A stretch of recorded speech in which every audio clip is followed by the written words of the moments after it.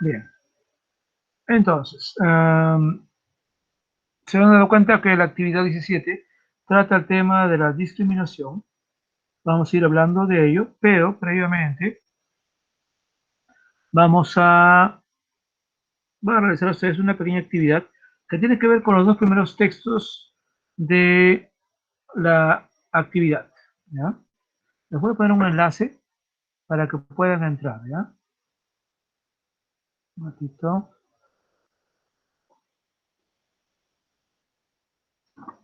Y vamos a ver si pueden superar a sus compañeros del tercero A y B, que ya lo hicieron.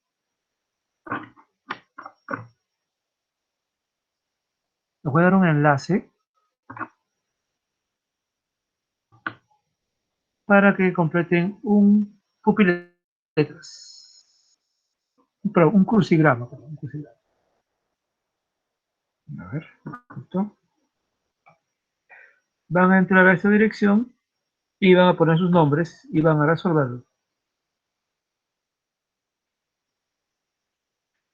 Como dice ahí la información, tienen que ayudarse de su libro, texto escolar, página 96, documento 10.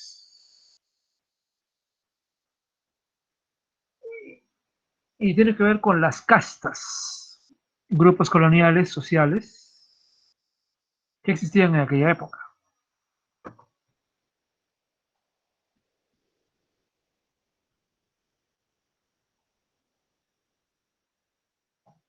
Entonces, entren y comiencen a resolver. No olviden colocar su nombre para así saber. Profe, ¿Sí? disculpe, ¿qué documento dijo? Está en el chat. Ahí está la dirección, es educaplay.com. Y El documento del libro. está el documento 10, página 96 del texto escolar.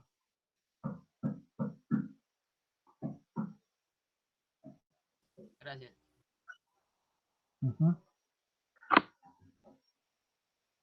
Profesor, a mí no me sale. Se supone que entran a la página y dice identificando las castas y dice comenzar. Bueno, ponen su nombre y dice comenzar.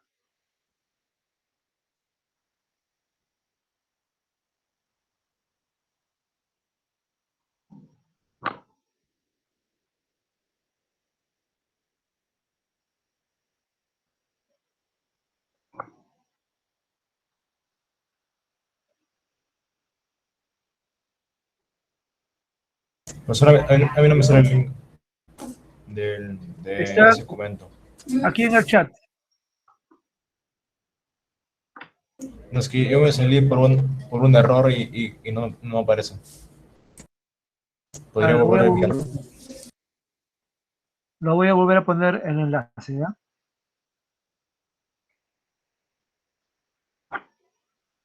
Ya está.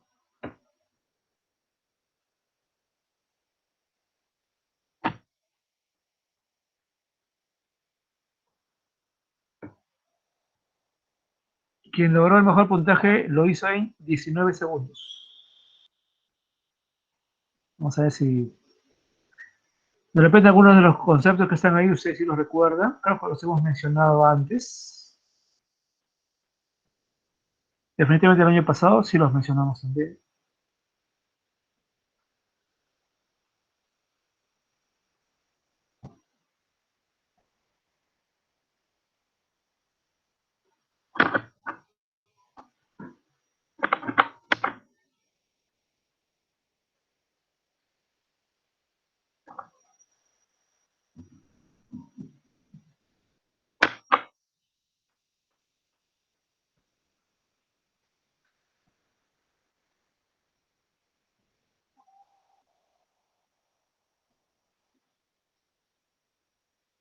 Uh-huh.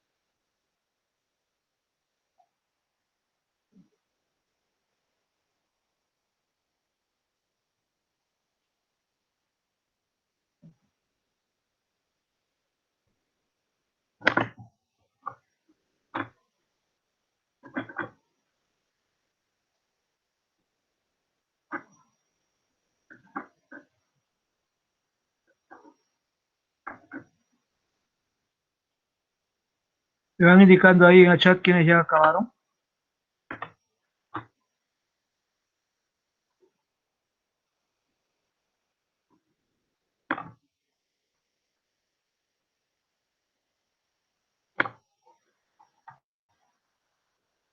Muy bien, Gabriela ya acabó. Vamos a ver si aparece.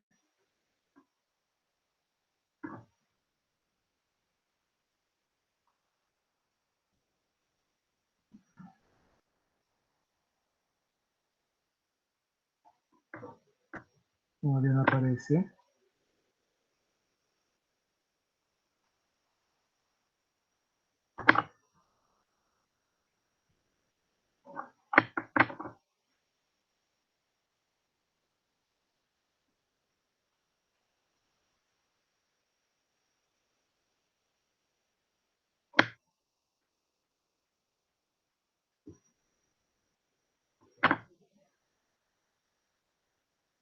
Ajá. Bien, ahora veo a Kevin, Valentino.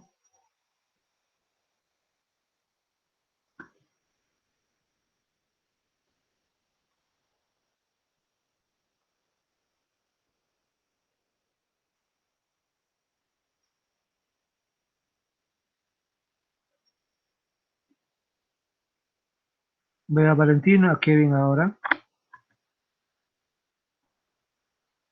Marlon también acabó, me dice aquí.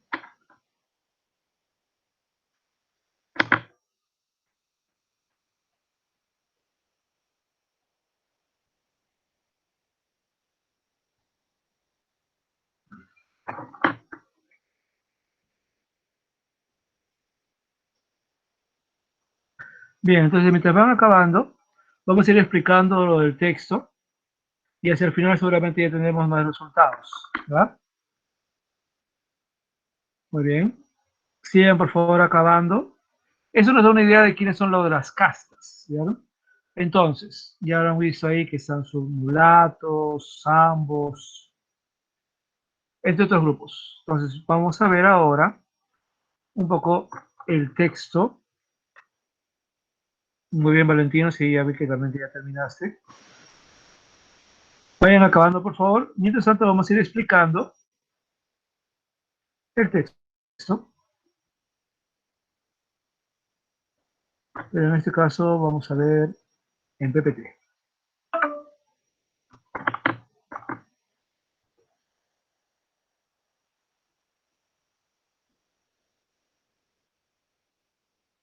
Profesor, Sí, ya acabé. muy bien. Sigan acabando, por favor, mientras voy viendo lo del texto.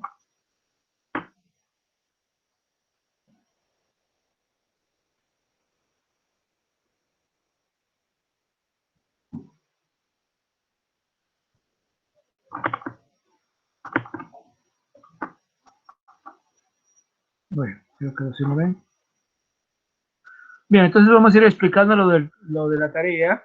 Solamente que en este caso, en vez del Word, lo he traído en forma de PPT.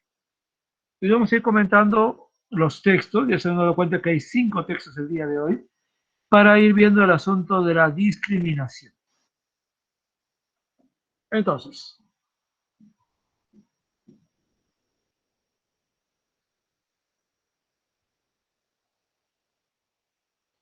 Profesor, ya terminé. muy bien, gracias. Entonces, ustedes están viendo ahí los grupos que son las castas. Pues bien, vamos a ver el texto 1 y 2 que tratan de ellos. Como pueden ver, el título de nuestra clase es Interpretamos fuentes sobre el acceso a la educación en el Perú colonial. Y vamos a seguir con esto la próxima semana. Ahora hemos hecho la primera parte, ¿no? Bien, entonces, primero que todo, vamos al asunto de este mes. Dice, construimos un país libre de discriminación con una ciudadanía crítica y activa.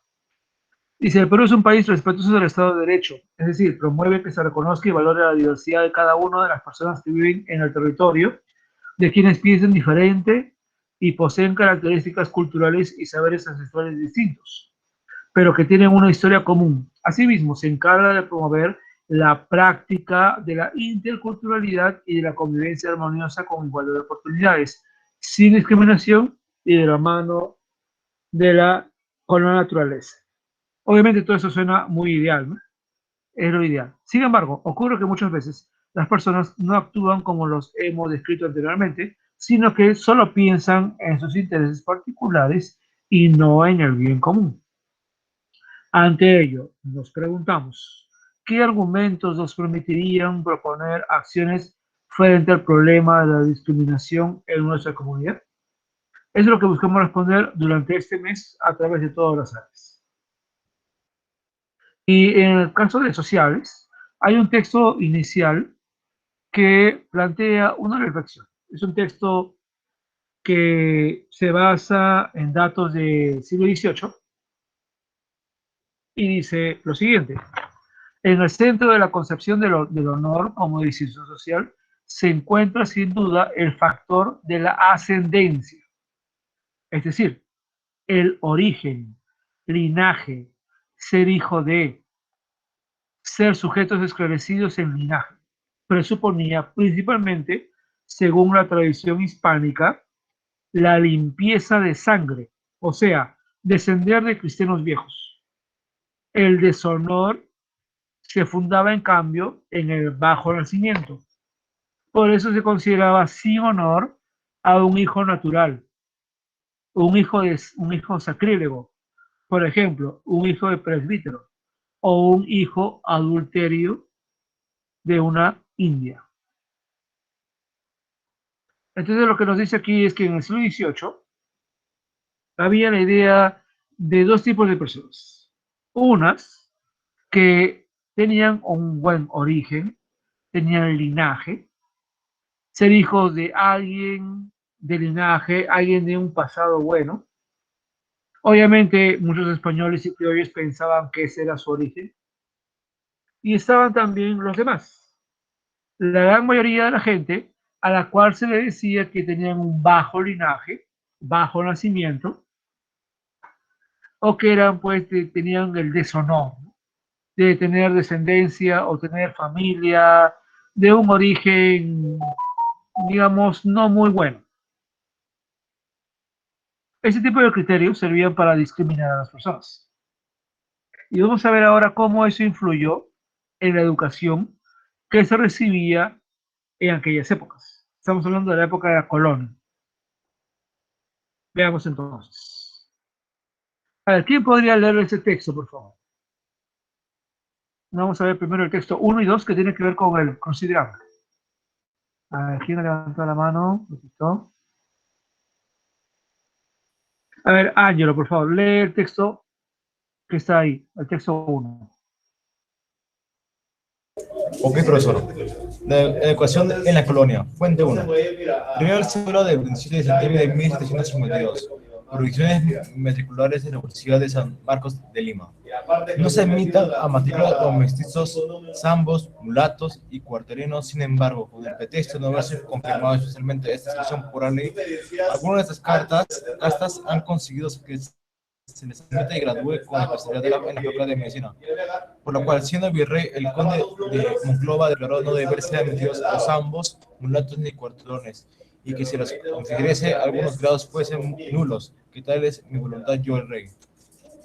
Agotado de fuentes, se mencionó su primera parte de la relación del virrey Amat en memoria de los virreyes que han gobernado el Perú durante el tiempo del colonial español. Muy bien. Entonces tienen acá una fuente, miren, 1859, es un libro antiguo y que en realidad es un libro que recopila, como dice ahí, ¿no? La relación del virrey Amat. Relación era un informe que hacía el virrey sobre lo que había hecho en su gobierno. Es decir, estamos hablando de una fuente antigua, una fuente original. Y, de hecho, esta fuente original no es del año 1859, ¿no? Sino que ahí es donde fue recopilado, sino que la fuente original es de 1752, siglo XVIII. Y aquí el virrey Amat dice, ¿no? Que no se admitan mestizos, zambos, mulatos y cuarterones. Cuarterones no está en la actividad que ustedes han hecho, pero cuarterones y quinterones eran un tipo de grupo de casta que se decía que eran personas que tenían un origen esclavo. O sea, algún descendiente suyo, pasado, era esclavo. Entonces, lo que está diciendo acá es que ningún mestizo, sambo, mulato o cuarterón puede matricularse en la Universidad de San Marcos. Miren, ¿ah? Qué dato revelador. Y dice, algunos de estas castas han conseguido se les admita y gradúe con especialidad en la Facultad de Medicina.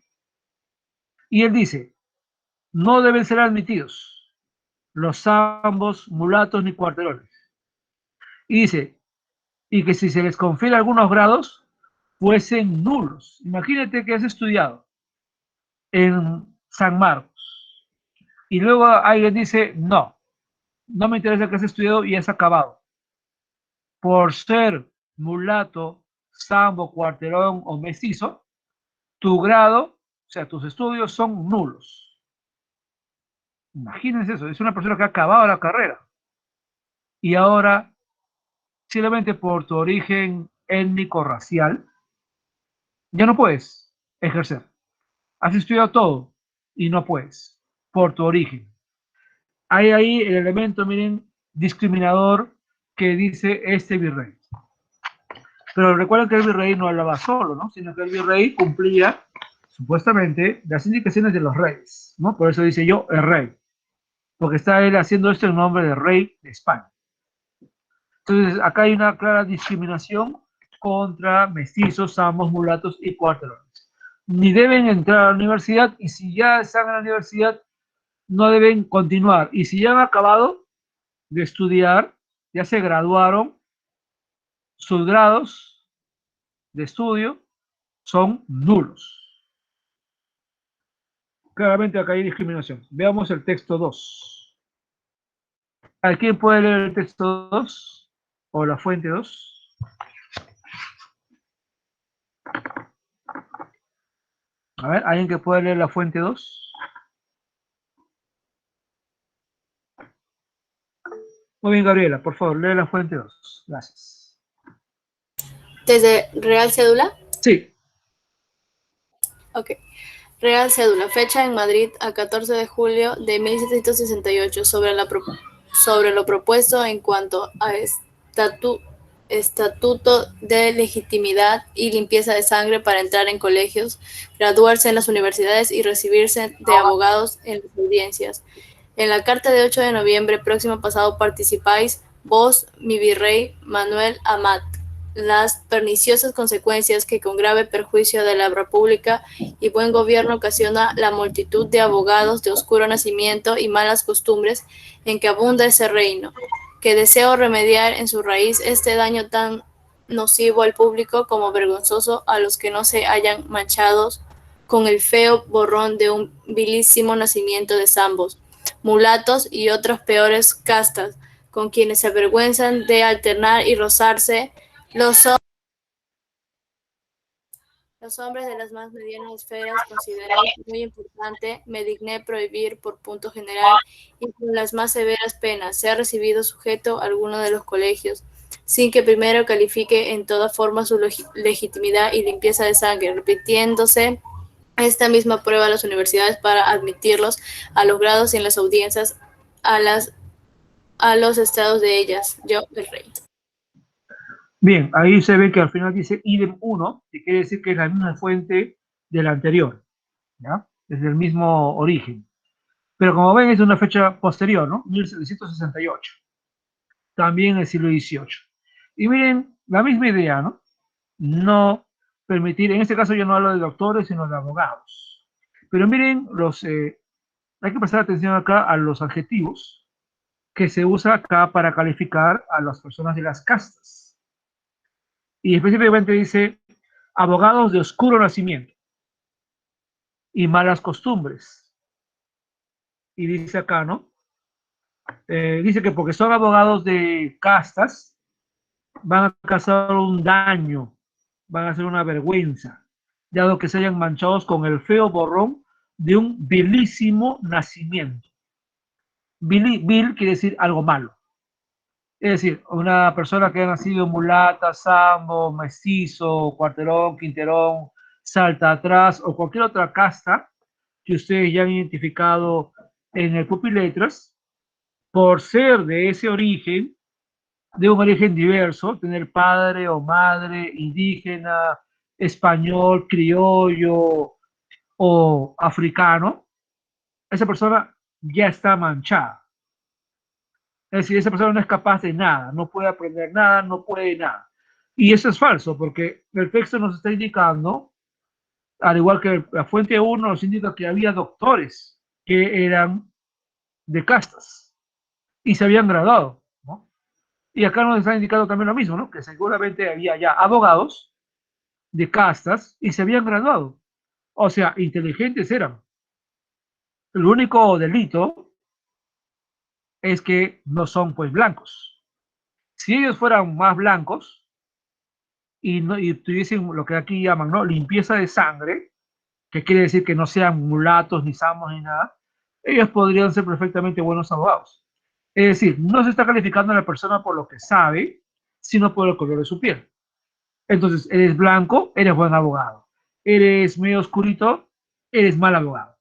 ¿Se dan cuenta? Es lo que diríamos, pues, simplemente racismo. Y dice acá entonces que debe calificarse, primero que todo, legitimidad y limpieza de sangre. Y de esa manera separar a todos los que, siendo de un grupo negativo, según ellos, no han llegado a ser abogados, o como vimos en el primer caso, doctores, ¿no? De hecho, vuelvo a repetir la idea de que no siquiera se les debe permitir entrar, ¿no? Ni siquiera deben ser admitidos en los grados y en las audiencias. O sea, que no pueden ni ejercer el ser abogados. Muy bien, entonces esto ya nos da una idea, lo de fuente 1 y 2 nos lleva a esto, ¿ya? En la actividad ustedes van a completar el cuadro. Fuente 1 y 2. ¿En qué fuente es? ¿Fuente primaria o secundaria? Recuerden, una fuente primaria es una fuente original, una fuente histórica del pasado, original. En cambio, una fuente secundaria es un libro de un historiador que usa una fuente originaria, ¿no? Pero que en este caso está escrito por un historiador. Entonces creo que ya es claro qué tipo de fuente son la 1 y 2. Luego dice, ¿qué tipo de documento es? ¿Es una ley? ¿Es una carta? ¿Es un mito, una narración?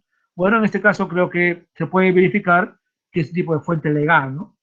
Estamos hablando acá, quien está escribiendo es el virrey. Entonces, claramente, es un tipo de documento legal que en ambas fuentes. ¿El que coincide en ambas fuentes? Bueno, eso es bastante obvio. ¿Por qué se prohibió el acceso a la educación a ciertas castas? Bueno, esos argumentos también están claramente en ambas fuentes. Ahora, vamos a otro punto. Fuente 3. Aquí ya hablamos de un elemento diferente, ¿no? Dice ahí, educación y género. Muy bien. A ver, ¿quién puede leer la fuente 3? Por favor. A ver, ¿quién se ofrece? Giancarlo. Muy bien, Giancarlo. Por favor, lee la fuente 3. Ya. Educación y género en la época colonial. Las primeras escuelas de gramática se formaron en la segunda mitad del siglo XVI. Las autoridades civiles y las religiosas exigieron que los profesores tengan una licencia oficial para enseñar. Para ello debían haber probado que tenían los conocimientos necesarios y eran buenos cristianos. En estos primeros años de la educación en el Perú, niñas y niños tenían acceso a profesores particulares y a educación privada, pero cuando se abrieron las primeras escuelas no se permitió que las niñas recibieran clases con los niños. A la sociedad colonial peruana no le gustaba la idea de la coeducación. La principal opositora era la Iglesia, debido a cuestiones de orden moral. En 1594 se dio una orden oficial en Lima por la que los profesores licenciados no debían aceptar en sus escuelas niñas para enseñarles a leer y a rezar porque ello no se consideraba decente. En otras palabras, iba en contra de las normas sociales establecidas y aceptadas. Debido a esto, la sociedad colonial peruana tuvo que crear escuelas separadas para las chicas. Muy bien. Ese texto, a diferencia de los anteriores, es un texto ya de un historiador. Ustedes ven ahí que dice Martin L. el año 2000, y el libro se llama Las hijas de los conquistadores, mujeres del virreinato de Perú. Y de hecho es un libro español, ¿no? Se ve ahí ha sido publicado en Barcelona. Muy bien, entonces acá lo interesante es otro tipo de discriminación. En la fuente 1 y 2, la discriminación es étnico-racial, ¿no? Castas, gente mestiza, gente mulata, samba, no puede ser ni abogado ni doctor, o cualquier profesión. No puede ni ingresar a la universidad, y si ha ingresado, todo lo que ha estudiado no vale nada. Bueno, ahora, en la fuente 3, 4 y 5, la discriminación es por el género. Y aquí nos está hablando de hombres y mujeres. Ahora, lo interesante acá es que dice que no cualquiera era profesor, ¿no? Obviamente había que, bueno, primero, para empezar, que ser profesor era una carrera importante en aquella época, primero que todo porque había muy pocas universidades, y había que demostrar ser un buen cristiano y tener buenos conocimientos. Acá indica que el primer acceso a la educación, dice acá, niños y niñas, ¿no? Tenían acceso a profesores particulares. Y eso era algo que era muy común en las familias de comerciantes y familias importantes. Ellos sí podían pagar un profesor particular que enseñaba a los niños y niñas a leer, para empezar, leer y escribir. No había muchas escuelas realmente en aquella época, como ahora, que hay colegios por todos lados. En aquella época no era así. Las primeras letras, como se dice, se enseñaban en las casas, pero eso sí implicaba obviamente un pago. Por tanto, no cualquier persona podía pagar un profesor particular.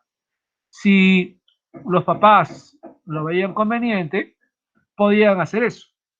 Y lo interesante es que eso dependía mucho del papá, ¿no?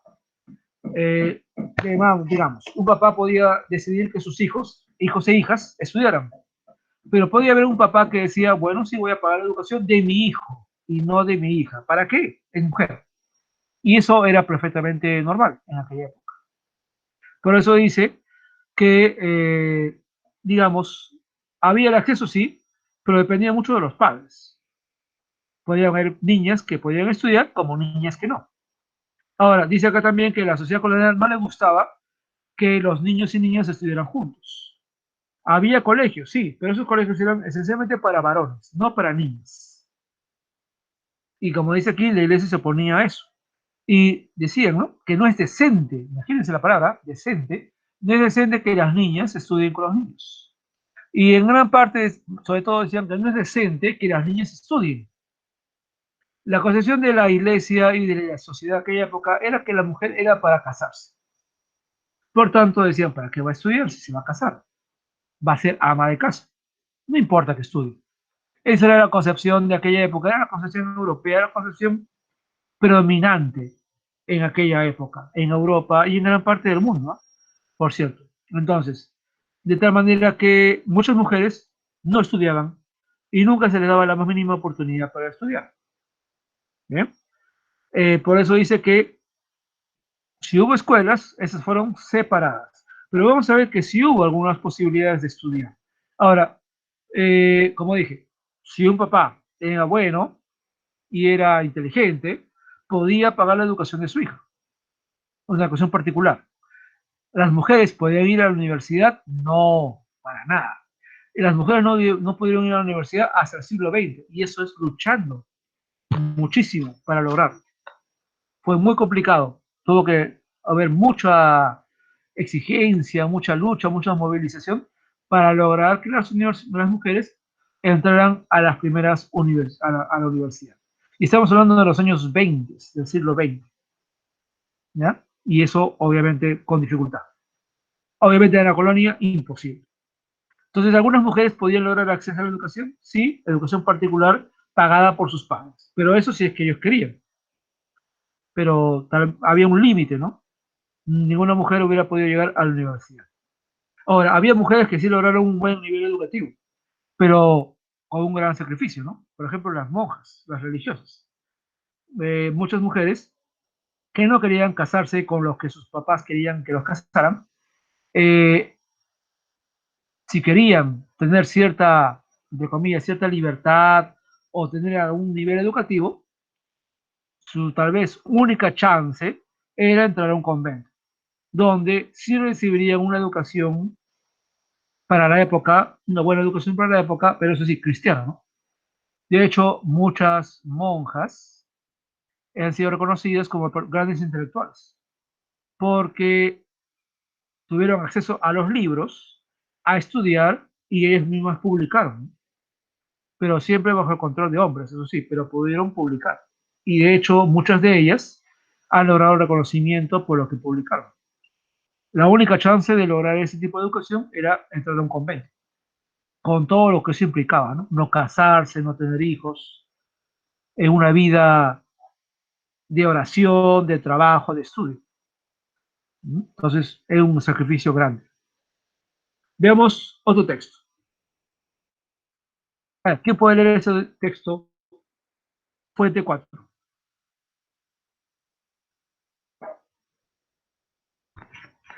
A ver, ¿quién puede leer?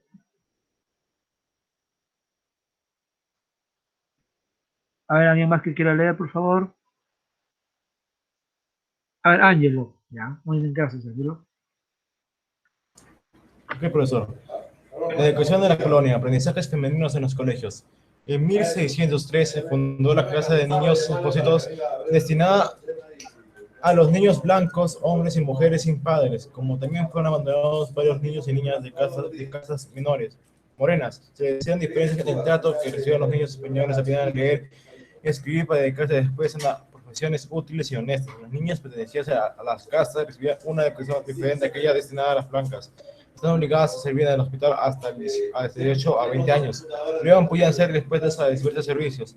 Además, eran entregadas a vecinos de buena fama a cambio de cierta cantidad de dinero. Las mujeres no blancas eran ofrecidas como sirvientas particulares o a instituciones de mujeres. El dinero cristiano por su trabajo era entregado al hospital en reducción de lo que habían intervenido en su crianza. Muy bien. Este texto también es un texto histórico.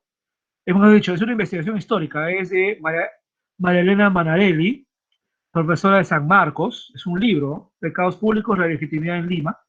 Ese sí, publicado acá en el Perú. Y miren lo interesante, ¿eh? Está dando el caso, estamos hablando del siglo XVII, 1603, y está hablando de niños abandonados.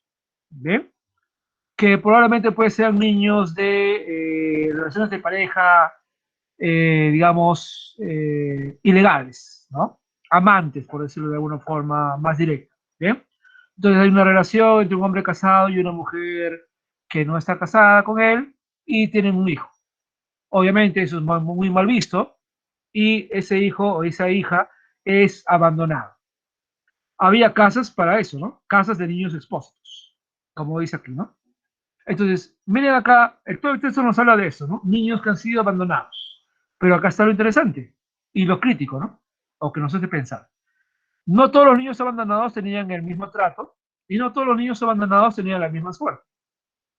Los niños y niñas abandonados blancos, por decirlo de alguna manera, tenían suerte, porque por ser blancos iban a ser educados y dice acá, ¿no? Aprendían a leer y escribir, ¿no? Para después tener una profesión útil y honesta. En cambio, los niños y niñas mestizos o de castas, o como dice aquí, ¿no? De castas morenas, no eran educados. Ellos eran derivados para ser sirvientes. Entonces se dan cuenta de la diferencia. Mire, ambos son abandonados, o sea, todos son abandonados. Sin embargo, por ser blanco, algunos niños sí van a tener educación para que puedan tener un buen futuro, algo honesto. En cambio, las niñas o niños de castas morenas, otra vez el color de la piel, ellos no son educados, sino que son destinados hasta los 18 o 20 años a servir en un hospital, donde por supuesto aprenden un oficio, ¿no? Pero cuando ya son muy grandes, como dice aquí, ¿qué pasaba? Eran entregados, sobre todo las chicas, a vecinos de buena fama a cambio de cierta cantidad de dinero. No vamos a decir que eran vendidos, porque no sería justo, pero digamos que hay ahí un importe económico, ¿no? Y son entregados para que trabajen para una familia buena, una familia decente, como sirvientas, no como enfermeras, sino como sirvientas. Es decir, eres blanco pobre, abandonado, te vamos a dar una educación para que tengas un buen futuro. Eres una niña mestiza, mulata, lo que fuere, vas a ser sirvienta, te vamos a enseñar a trabajar y luego en tu vida serás una sirvienta. Ese es tu destino, ser sirvienta. Y trabajará entonces para una buena familia, ¿no? Y luego dice también que el pago que recibía esta sirvienta tenía que ser una parte entregado, si no todo, al hospital, porque después de todo le habían dado de comer, le habían dado cama, le habían dado, entre comillas, educación, ¿no? Entonces tenía que devolver lo que se había pagado. Una vez más, miren ustedes la discriminación. Hasta los pobres son discriminados. Entre los más pobres, los niños abandonados, hasta ahí se ve la diferencia racial o étnica, ¿no? Entonces esto refuerza lo anterior. Pero miren, que acá hay un cierto nivel educativo, porque inclusive una niña blanca va a tener a un cierto nivel educativo, como vamos a ver ahorita, algo, aunque esté abandonada, en estas casas de niños expósitos. Y un niño también igualmente, ¿no? Será un sirviente o una sirviente. Pero hay algo ahí de nivel educativo. Obviamente no es igual que otros estratos. Veamos la fuente 5. ¿A quién puede leer la fuente 5, por favor?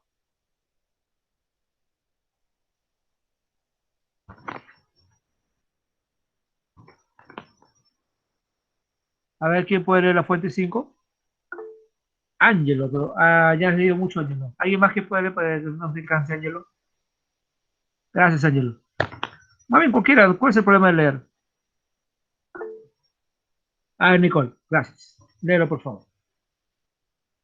La educación de las Indias nobles. También tenemos el caso de los beaterios de Indias. Algunos de ellos albergaban a indias huérfanas y pobres que vivían aisladas del mundo y siguiendo rígidas reglas cristianas. En el Cusco existieron 7 beaterios de Indias. La nobleza indígena, cansada de sentir que sus mujeres eran humilladas, sentía que estos establecimientos les brindaba una educación que les garantizaba poder y respeto, mostrando públicamente que las indias respetaban las rigurosas reglas de la castidad, y también argumentar en castellano cuestiones religiosas. Las niñas blancas de pocos recursos o huérfanas podían educarse en colegios para ser asistentes o enfermeras. Muy bien, gracias. Entonces, miren aquí, nuevamente resalta lo mismo, ¿no? Entonces, inclusive las niñas pobres o blancas de pocos recursos, por ser blancas, podían terminar como asistentes o enfermeras. Y hemos visto que las niñas de castas menores o castas oscuras, como le llaman ahí en el texto, terminaban como sirvientas, ¿no? Pero miren, aquí nos hablan específicamente de las indias nobles. Hasta el día de hoy hay familias que tienen un origen inca.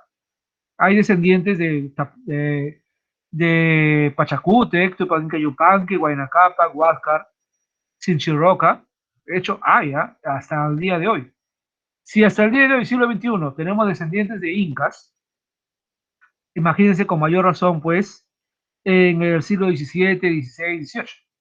Entonces, estas indias nobles no eran, pues, como cualquier otra mujer. Eran de la nobleza, tenían tierras, tenían dinero.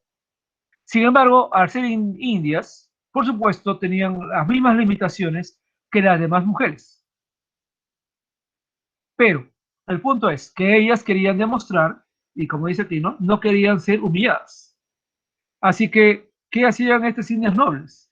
Iban a los beaterios de Indias, donde podían recibir una educación cristiana y demostrar que ellas eran, pues, mujeres castas. Casta viene a la idea de que no tienen relaciones sexuales antes del matrimonio y que por tanto eran mujeres decentes. Pero también quiere decir que ahí en estos beaterios ellos reciben una educación, porque dice acá que en el beaterio, luego de estudiar en estos beaterios, aprendían a argumentar en castellano cuestiones religiosas. Es decir, aprendían a leer y escribir, aprendían a argumentar. Eso se llama retórica, ¿no? Es decir, oratoria, digamos. Por tanto, había un nivel educativo que ellas recibían. Y esto era importante para ellas. Así que acá hablamos de un nivel educativo. ¿Se dan cuenta? No todas las mujeres estaban condicionadas a no tener educación. Había algunas, como las indias nobles o las mujeres criollas españolas de buenas familias, que podían tener acceso a la educación. Mientras que otras, por su origen étnico o el color de su piel, estaban negadas a eso de plano. Entonces, esos textos nos dan esta idea de diferencia social. Ahora, en base a esto, ustedes van a hacer lo siguiente. Van a elaborar un organizador visual tomando en cuenta las fuentes 3, 4 y 5. Como siempre puede ser la misma ficha, no he dejado mucho espacio, pero ustedes hacen el espacio y pueden tomar el espacio y hacerlo ahí mismo, o pueden hacerlo de manera virtual, como ya se ha explicado anteriormente, que hay muchas páginas donde simplemente tendrían que hacerlo usando los beneficios de las páginas para poder elaborarlo. Pero además hay dos preguntas. Dice, ¿era igual la educación de los hombres y mujeres? Evidentemente que no era así. Expliquen su respuesta. ¿Y por qué en la educación de las mujeres también hubo marcadas diferencias? Ah, me olvidaba decir que, por ejemplo, los hombres indígenas que eran de la nobleza inca o de otras culturas importantes también tenían colegios para ellos. En el libro menciona los colegios de caciques o curacas, donde también ellos recibían una buena educación, pero obviamente una educación limitada, porque no era igual que la universidad, ¿no? Por supuesto, ningún indígena tampoco iba a la universidad, también estaban ellos prohibidos, pero por lo menos tenían un colegio especialmente para ellos, separado obviamente de cualquier colegio para español o criollo. Ellos no se juntaban, ¿no? Pero bueno, tenían por lo menos algo para ellos. Muy bien, esto entonces sería el final. No sé si hay alguna duda antes de pasar al horario. ¿Se entiende lo que van a hacer?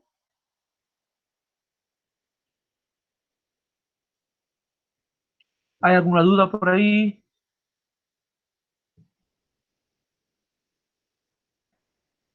Bien, si no hay mayores dudas, vamos a ir al horario. Solamente mencionar que estas diferencias, por ejemplo, en el texto 4 y 5, 3, 4 y 5, en diferencia de educación de las mujeres, no es algo que haya acabado por completo, ¿eh?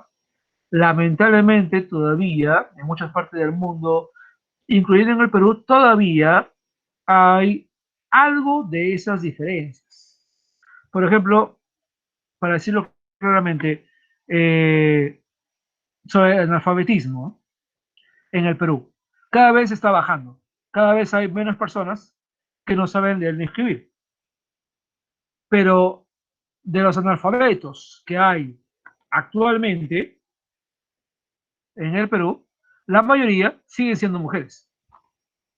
O sea que todavía en muchas familias, tal vez sobre todo en zonas rurales, aún ahora, algunos padres, cuando tienen que ver la idea de a quién envían al colegio, que deberían ser a todos, deciden que los hijos vayan al colegio y sus hijas no.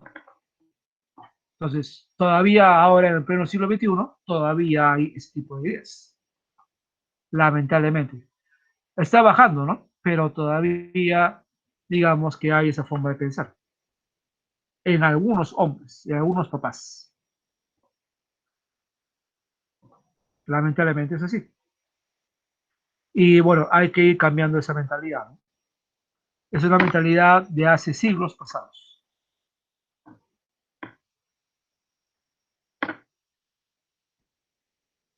Hay un momento que está abriendo el horario.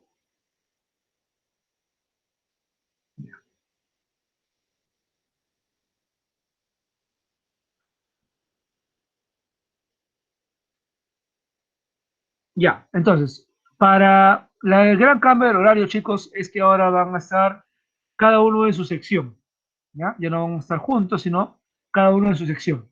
El tercero C va a tener su videoconferencia a partir de la próxima semana, los viernes, de 9:15 a 10.